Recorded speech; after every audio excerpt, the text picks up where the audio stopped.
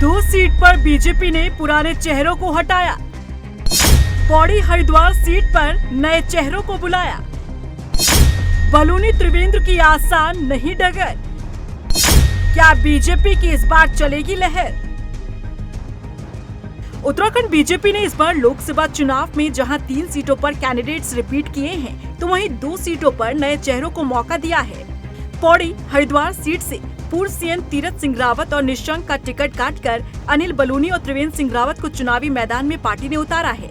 लेकिन सवाल है कि क्या दोनों नए कैंडिडेट्स के लिए ये डगर इतना आसान रहने वाला है, क्योंकि लोकसभा तक पहुंचने के लिए इस राह में दोनों ही उम्मीदवारों के सामने कई चुनौतियां रहने वाली है। पहले बात पौड़ी लोकसभा सीट की करें तो इस लोकसभा सीट से पूर्व मुख्यमंत्री तीरथ सिंह रावत सांसद हैं, लेकिन बीजेपी ने तीरथ का टिकट काटा और अनिल बलूनी को प्रत्याशी बनाया। ये सीट सैनिक बाहुल्य सीट है। ठाकुर और ब्राह्मण जातीय समीकरण भी इस सीट पर खूब चलता है। बलूनी के सामने सबसे बड़ी चुनौती कांग्रेस कैंडिडेट गणेश गोदियाल है। कांग्रेस उम्मीदवार गणेश गोदियाल दमदार हैं। गणेश गोदियाल पौड़ी गढ़वाल से लेकर चमोली रुद्रप्रयाग में अच्छा होल्ड रखते हैं। वो पहले मंदिर समिति के अध्यक्ष भी रहे हैं। केदारनाथ और बद्रीनाथ के क्षेत्र में भी उनका अच्छा दबदबा है। इसके साथ ही पौड़ी लोकसभा सीट पर हावी मुद्दे भी अनिल बलूनी की परेशानी बढ़ाने वाले हैं। अंकिता भंडारी हत्याकांड मामला सबसे ज्वलंत मुद्दा है। दूसरा सबसे बड़ा मुद्दा जोशीमठ के घरों में दरारें पैदा होना है। 15 महीने बाद भी सर्वे के साथ साथ लोगों को कैंप में रहना पड़ रहा है। इस मामले को लेकर इस क्षेत्र में एक बड़ा आंदोलन छिड़ा हुआ है। कांग्रेस इस मुद्दे को चुनाव में भुना सकती है। तीसरी सबसे बड़ी समस्या पलायन के साथ साथ जानवरों द्वारा लोगों का शिकार का भी है। उत्तराखंड में इस क्षेत्र से सबसे अधिक लोग पलायन कर रहे हैं। पौड़ी लोकसभा सीट पर ये तमाम मुद्दे हैं जिसके सहारे विपक्षी पार्टियां बीजेपी के खिलाफ जनता के बीच जा सकती है और इस तरह से नए उम्मीदवार के तौर पर चुनावी मैदान में उतरे अनिल बलूनी की राह में रोड़ा अटकाने का काम विपक्ष कर सकता है। वहीं बात हरिद्वार लोकसभा सीट की करें तो बीजेपी ने पूर्व सीएम निशंक का टिकट काटकर त्रिवेंद्र सिंह रावत पर किस्मत आजमाया है, लेकिन इनके सामने भी चुनौतियां कम नहीं रहने वाली। त्रिवेंद्र सिंह रावत 3 साल बाद सक्रिय राजनीति में दोबारा से वापस आए हैं।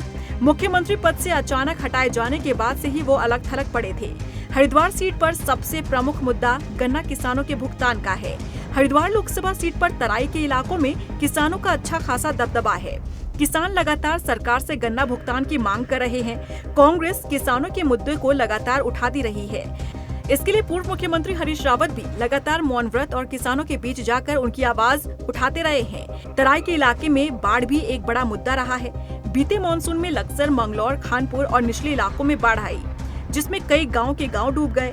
यहाँ के लोगों ने नाराजगी जाहिर की थी।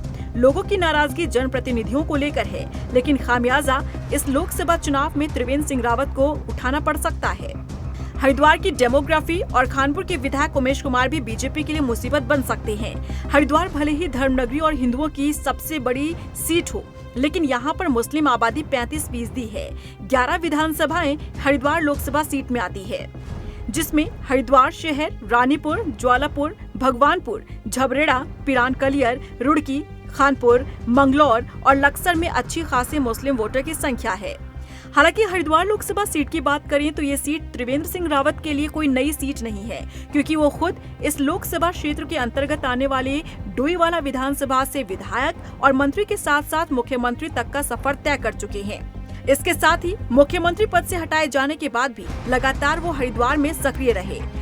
ऐसे में काफी हद तक चुनौती से पार पाने का रास्ता त्रिवेंद्र सिंह रावत आसान कर चुके हैं, लेकिन बाकी मुद्दों पर विपक्ष बीजेपी के खिलाफ जनता के बीच जाकर पार्टी को नुकसान पहुंचा सकता है। ऐसे में माना जा रहा है कि बीजेपी का ये प्रयोग कहीं पार्टी पर भारी तो नहीं पड़ जाएगा।